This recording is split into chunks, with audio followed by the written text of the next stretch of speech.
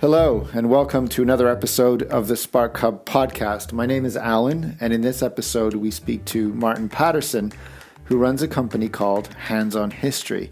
And Hands on History does what it says on the tin. It gives people the ability to touch history. As you listen to this podcast, you'll hear how the idea began, but if we cast forward to present day and future, essentially Hands on History goes to schools, particularly primary schools, and brings artifacts from everything from the Bronze Age up to World War II, and arranges for classes and teachers to, basically touch history, touch artifacts, act certain things out, bring history to life. And it's performing so well that it just keeps growing, and Martin is a very busy man. He also has plans for the future because there's only so many hours in a day and so many schools you can reach within a certain radius. So without further ado, let's get into the episode, but just one quick note. As always, there's links to everything Hands on History in the show notes below. And now, enjoy this interview with Martin Patterson and how he brings Hands on History. So Martin, welcome to Spark Hub Podcast, and as is tradition, could you open with a quote, please, about history? I suppose it's about our name. We're called Hands on History because that's what we do. We get our hands really dirty into history. Perfect. Well, I tell you what, let's start with the origin story. So how did this idea of creating a business around putting your hands on history even occur to you? By chance. We were asked by a woodworking show to provide something to publicize the event, and it was a big show, and they rang me up and said, "You've always wanted to build a trebuchet, a medieval siege catapult. Do you fancy doing that for us?" And they paid us the money, and we built the trebuchet, and we fired missiles, and it worked really well. Lots of TV came down and filmed it. And then they said, "Can you bring it along to the show, please?" And we said, "Yeah." "Can you shoot it every hour on the air?" We said, "Yeah, no problems at all." And they said, because people come and watch, and can you tell them a bit about the trebuchet? And I thought, yeah, we could do that. And we got a schools day on Friday. Yes, okay, fine.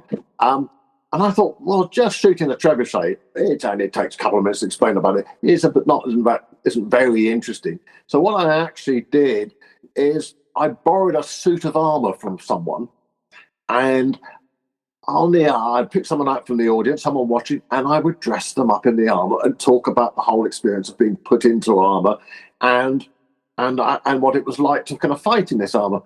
And on the school day, at the end of the school day, we'd had over 30 inquiries from schools. So, could you come into our school, please? So that all came off of one event. This created a pipeline of demand. Yeah, absolutely. And so I looked into it a bit more. And yeah, there were people called reenactors who were going into school in costumes, but no one was actually kind of looking at the curriculum and working from what the schools need to produce a really good history day. So that's what we did. And we started basically with Saxons, Vikings, Normans, and Romans. And then since then we've spread from everything from the Stone Age right up to Second World War. Well, in fact, I could say beyond the Second World War up to the Cold War, which we occasionally do in secondary schools. But let me ask another question. If clearly you had a talent as a carpenter that people saw and it led to things, but the knowledge of history has always been something you've been into for a while. Has that been because of where you were raised or how you were raised? Like, what has history done from the literary sense for you? I suppose the thing is, I always feel that we are what we were. And so you can't just look at us as we are now. My past includes the Cold War. I go into schools, secondary schools, and talk about the Cold War as its history. But to me, that's not history. That's my past. I always think about history as a bit like the onion, where the skin on the outside, the unappetizing bit, it's the layers underneath that gives us that flavour. And that's why I've always had a passion. I'm always fascinated not so much how the kings and things happen, but how ordinary people live their lives and how differently they thought to how we think today. Yeah, definitely. And so you took the knowledge you had and the fascination and a passion, you added the physical element, which was the building of physical 3D objects. And now you're in schools. What type of age groups are you showing stuff to? We are predominantly it's primary school, and in primary schools we do a lot with all the different year groups, but the main year group is Key Stage 2. So that's year 3 to year 6. We do an awful lot with them. But we do work with very little people as well. And we work with secondary schools as well. So what's interesting for us is not only might you be doing a different time period each day, but you're doing it with a different age group at a different school. So every day is like a new day. All right. So talk us through what a hands-on history demo is like. So if I'm sitting in a classroom, I'm a primary school student, you walk in the room, take me from there. What happens? What do I see? Well, the first and most important thing is we don't turn up in costume. We actually dress up the kids and the teachers, which is much more popular. What we always start with is we get the kids to help us to roll out a physical timeline from today back to the beginning of the period they're covering. And we do that because so many of them are confused about when the Romans were, when the Victorians were. They quite often seem to think they're about the same sort of period. So that physical timeline, and then not only are they holding the timeline for us, but they're also, we've got objects and like helmets and hats and coats and things that they can hold to represent different things on the timeline. So it's a very involving thing. And if we normally have, by the end of it, about at least 30 children either holding the timeline or with objects on. And it gets, that works really well. It gets them putting things into context. And then we go straight into dressing up the teachers, which they absolutely love. You know, putting the teachers into an embarrassing costume, they think it's fantastic. But every time we do that, every object that comes out, before it's put on the teacher, we get one of the kids come up and model it first, and then it goes on the teacher. And it works really well. And then what we tend to do, that will take us up to break time. After break, we have activities that they can do. To give you an idea, one of our very popular one is we have a What's My Job? They have to play the role of archaeologists, and there are boxes, and each box is numbered. And they have a list of jobs, and they have to match the objects with the jobs and explain why they think that those objects go into that box. And then the really popular one, we do shield wall training. We have this fantastic little British company that recycles car bumpers to make shields, and we have foam swords, and they have to form a shield wall and advance and attack the teachers who throw leather-covered foam balls back at them. And I tell you what, everybody loves that. Teachers are, I think, almost more than the children. I can imagine. Yeah. And really then, we're busy then doing activities or presentation. We never have them sitting on their bums for a presentation longer than half an hour. They're either, because then they're up doing stuff. And they really love those activities that they can get into and look at and do things or make things. You know, when we do World War II, we've come up with a set of templates, and they can make a card gas mask for themselves. And once they've made it, we take them outside, and we got an air raid siren, and we sound the air raid siren, and they've got to put their gas masks on and run for the shelter, etc. And they absolutely love as well. So that's the sort of thing we do. It's very hands-on, but it works really well for the schools because we've researched what they need from the curriculum so that we can tick a lot of boxes. We can tick the boxes of history, but we can also, there's normally maths built into it, there's writing, there's reading, there's having to kind of work things out. All those things that are required on the curriculum, we try and build in so that they're getting more than just history out of it. That's amazing. And it covers so many parts, as you say, parts of the curriculum. So it sounds like a dream scenario for a teacher. But one quick question. It sounds like everyone gets something out of it, but have you ever traumatized any students or teachers or had to talk them down from a stressful moment? One thing that we do quite a lot of history of medicine as part of our subjects. And part of that, we have an operating table with a hole in it where your lower left leg goes in. And then we have a really realistic left leg, which is injured, which we then cut off. And you would think that lots of children would pass out and faint and have to leave the room with this. They don't mind it. They think it's absolutely fantastic. They're used to horrible history, so they think this is fantastic. We've had a head teacher whose leg we were cutting off, and he nearly passed out on the table. And he said it was the most strange sensation because although he knew his real leg was under the table, a part of his brain deep down thought that he was having his leg cut off and didn't like it at all. So how did you deal with that? Like, if somebody is traumatized, do you have to talk them out of it, or did he kind of snap out of it? He was all right. He lasted up until the end, and then once his real leg appeared, he was absolutely fine then. Yeah, we actually have white pipe for the bone. I think that was what the bit that finished him off as we were sawing through that. So it's hyper realistic. It's very realistic, and as I said, the children are absolutely fascinated. Same with mummification. We have this model figure, and we've made up all very realistic intestines, and they come out and help us take all the intestines up for mummification. And for an adult, you might be horrified by it, but the children absolutely love it. The more kind of gory it is sometimes, the better it is. And I think, and as I said, I blame Horrible Histories for that. And for those that don't know what Horrible Histories is, that's a series on the BBC, isn't it? Yeah, and books as well, I believe. Yeah, and it's a really good. And the schools always are running that. Again, they're doing the same thing. They're entertaining the children, but they are educating them as well. Do you find a lot of children now, their reference to history is either through a boring textbook or through something like Horrible Histories that they may watch in a classroom or via BBC? And so this is almost the third element of it. It's getting it in 3D and getting them to get their hands on. And so they don't come in with any preconceptions, I guess. They come in with their own version. You kind of bring their classroom to life, and it sounds like it's a much more wonderful way to do it. A lot of schools have been going out, and of course nowadays with the cost of living crisis and the cost of energy crisis, the cost of hiring a coach is horrific money now.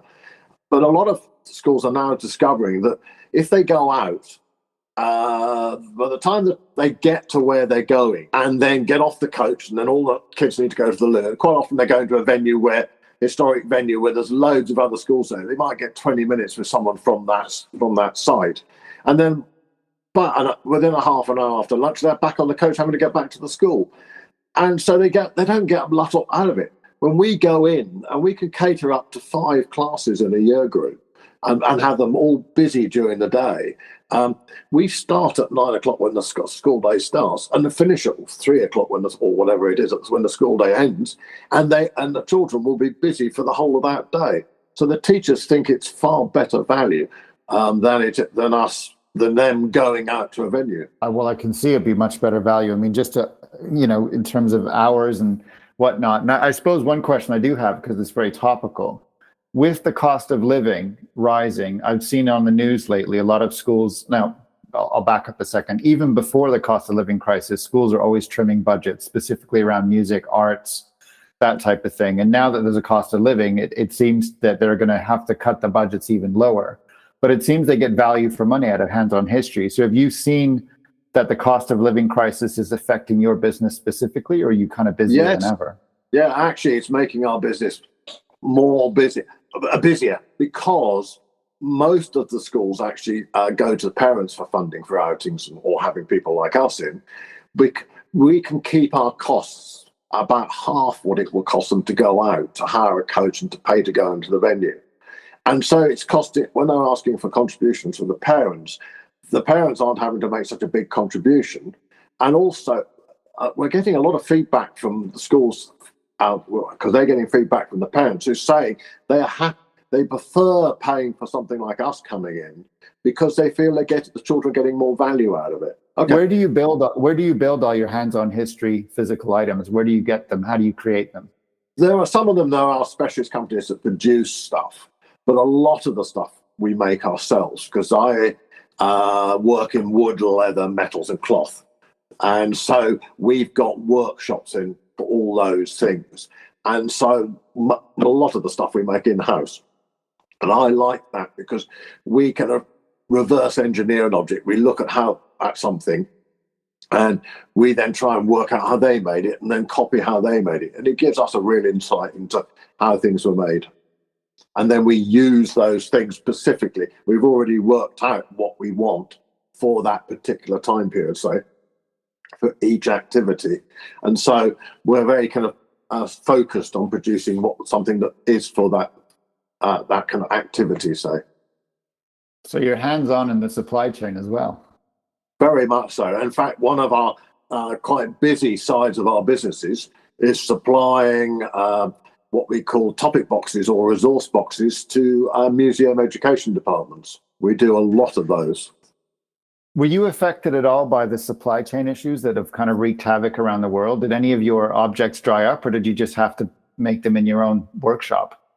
To be honest, we have a good stock of all the raw materials we need.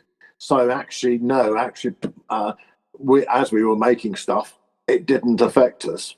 I think if we'd started to run out, say, of some of the metal sheeting, we would have had a problem. But we always keep a large stock in. How far would you travel? Like, what is the furthest you've ever traveled in distance-wise from where you are? And just for everyone's benefit, you're in the southeast of the UK. Yeah, well, in East Sussex. Yeah, right, slap bang in the middle of East Sussex. In the past, I've travelled up to places like Hull and Oxford, but we don't do that anymore. We basically try and stay within an hour's journey from our base in East Sussex. And the reason we do that is because there's so much demand at the moment that for every booking that we accept, we have to turn away at least 2 other bookings, because the schools are now really looking for what we do. We're only a small company, and we're growing very, very slowly because we don't want to lose that personal touch that we've got. That kind of, we're very much hands-on to this business, and the people that work with us are also very hands-on and very involved in the business as well. So we don't want to just push the company bigger and bigger and bigger and lose all that. Well, no, you don't want to become a franchise, because frankly, you can't. A lot of your intellectual property is not only you, but the products you make. And I can completely understand why you want to do it. And to be fair, if you've got a decent demand, why would you? Why try to break it? Exactly. It's a difficult one, because I feel sorry for the schools that are trying to book us. In fact, we're getting bookings for the next academic year, starting September 2023. Schools booking way ahead of time for us so that they can get their slots in early. And how do you think the word of mouth is working? Do you think teachers are talking to other teachers, or parents are talking to other parents? Because I doubt you do any advertising. It just seems like it's all word of mouth.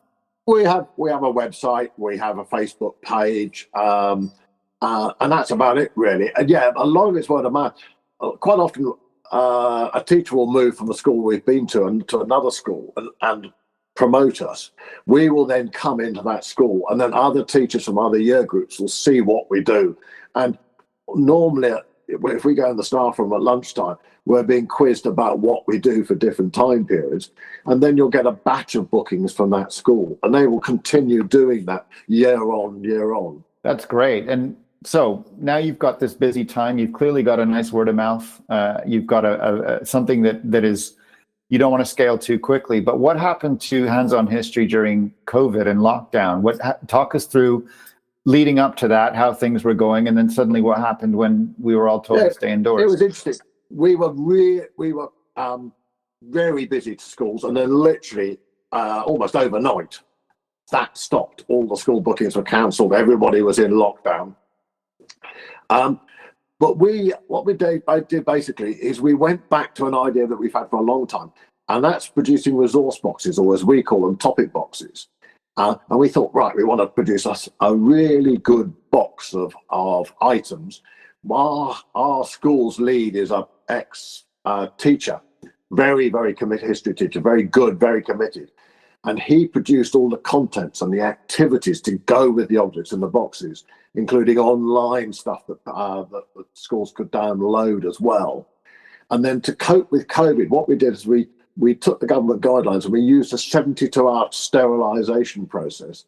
So basically, the box, we would check it all over and then seal it with a date and time tag on it.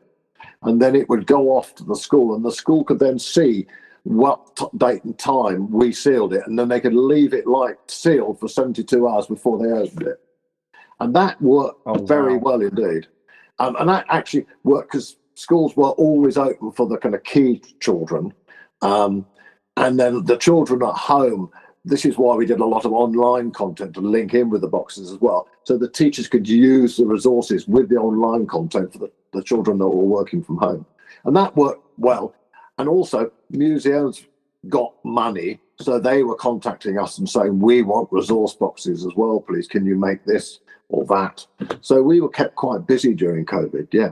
And now that it's opened back up, you're sort of reverting back to the going into physical. We're still doing the topic boxes. They're almost as busy as the as going into schools. The great advantage of them is they can go out. If a school wants us, they can't get us. They often go for a topic box. And other schools, because the topic box, they can have it for 2-week slots, as many as they want. Some schools really like them because it gives them a set of resources for the whole time they're doing that history period.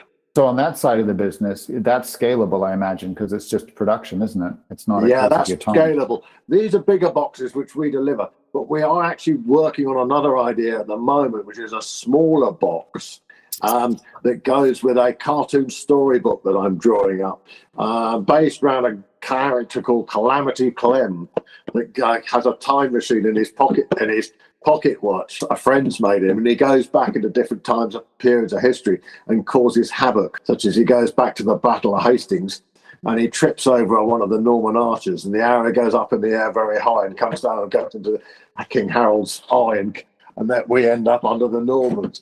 And that's what we're working on at the moment. So that would be a much smaller resource box linked to this book idea of ours. It's kind of, and we're just sketching it out with one time period at the moment to see how well it will work and what the reaction from teachers is going to be like. And imagining if you do get a good reaction, is then you'd have to be on the hook for producing the next, I guess, few iterations of that. Yeah, that's what I'd be looking for then, is maybe an outside investors to come in and work with us. I can do a lot of the basic sketching, but we need a graphic artist and other bits and pieces. But that's, as I said, we're modeling it at the moment to see what the reaction is. But that's something that would be very scalable, because the boxes to go with the book would be small enough that they could go out in the postal system without it costing too much. Exactly. So the future for Hands-On History, it sounds like you have a fixed portion of your business, which is your time going to schools, and it's fascinating and seems like there's huge demand for it. You're clearly working on some, I guess, variable versions of your business so that if you can get content out there in the form that you want. Have you ever considered animation or video production? Because I just had a conversation with another history outfit that does a podcast called Rex. There's someone I actually know. I interviewed them, and what happened to them is they started producing audio podcasts about specific characters in history. And then they had someone come in and animate them, turn them into little animated videos. So I'm just wondering what your thoughts are around that. Could Hands-On History exist in animated format, audio format? It seems like there's just so many different ways you could take this. Yeah, I get that. I do think going into school, lots of different schools, we see how they do things. And one of the things that interests me, animation is good. Quite often when we go in, the kids, if they've got a time, they might be watching something like Horrible Histories on an overhead projector. But a lot of schools, the kids are actually sitting down reading a book, because to them, that is still a very important thing for them to do. So there are, as you say, there's a lot of other people looking to kind of animate stuff and do stuff. I'm still quite keen on the old-fashioned book linked to online content and linked to a small resource box, because if you're selling schools books, you're not selling them just access to one thing. You're selling them maybe 100, 200 books they're going to buy, maybe with a resource box which they'll keep and hold with it. I think that's in some ways a good marketplace. As I said, we're always interested. We talk every kind of school we go to. We talk to the teachers and we watch to see what the children are doing. And they've always, every history period, they have a book that they read with that. And it would be quite nice if our books were part of that process. So it's great, because that's a companion strategy, as you say. There's a physical linkable object that's a companion, but within that, it unlocks other content. One of my other guests on Spark Hub was a teacher who traveled around the world and taught in many different classrooms. And the question I asked her was, what have you observed in terms of the learning materials? So if kids are now binging on YouTube like mine are, and by the way, that's not a bad thing because they're binging on science videos and stuff. How does tech and analog work in a classroom? And she had a fascinating answer. She said that the kids definitely are digital natives and they do use iPads, but if they can be taught to write and draw, they get a whole different experience and they remember things better when they're able to commit them to paper or use what they would call old-fashioned ways of doing things. It strikes me hands-on history might, be in the same vein. But what have you observed in the past 5 years of going to classrooms? Have you observed digitization of classrooms? Have you observed less books? Because it seems to me you're watching the classroom in order to think about how hands-on history plugs into what the teachers actually need. At the primary level, I'm not seeing a lot of change. There's still that heavy emphasis on writing and reading from afar. A lot of our activities, there is quite a bit of writing and interpretation to do. And the teachers really like that. They say it's very important that the children learn that physical dexterity where they can actually pick up a pen or a pencil and produce letters and words which are legible. It's a great skill that they need to learn, which you don't get by using the digital content. Well, I can give you an example where in my world, where I'm working in boardrooms or with investors, there's nothing like being able to stand up and draw on a board and animate something in person. And it's a skill that seems to be disappearing because most people now do it digitally or they don't use it. And it feels to me like schools are reinvesting in that, saying in the future, regardless of what career you're going into, you have to know how to use physical objects. You have to know how to paint a picture. You have to know how to transfer belief from one mind to another. And it sounds to me like what you're proposing here with companion type content, so content that's physical, that leads to digital, seems to marry both those worlds very well. And I would say it hits that objective in many ways. And an example, because we don't only go to school, we go into museums and put on kind of displays as well. We work for the heritage sector, National Trust English Heritage and Stately Homes. We also work for the TV, mostly docudrama, supplying them stuff. But what's interesting, we have quite a lot of, it's a strange thing to have, but we got in quite a lot of different types of Second World War guns because a lot of museums are struggling to get young men and teenage boys interested. And of course, they were busy playing Call of Duty on their computers. And they knew, but they never actually held, like a Tommy gun or a Sten gun or anything like that. So we've had museums book us just to come in with those. And they get a lot of teenage boys and young men coming in to kind of handle the real thing. And I know it's arms and weapons, which aren't my thing really. But it's interesting how all that digital stuff that they do, and yet they still want to get their hands on the real thing. I mean, simulations are getting scarily real now. They're talking about virtual reality. They're talking about haptic suits that can give you feedback, and so it's almost simulating the real thing. But I guess nothing like getting your hands on it, is there? Yeah, exactly. That physical object, that thing that's come from history. Yeah, exactly. Well, that's a fascinating ride, and I'd love to close out with any funny stories that you have that has happened to you. If you can pick one or two and sort of send us off with a few happy memories, that would be great.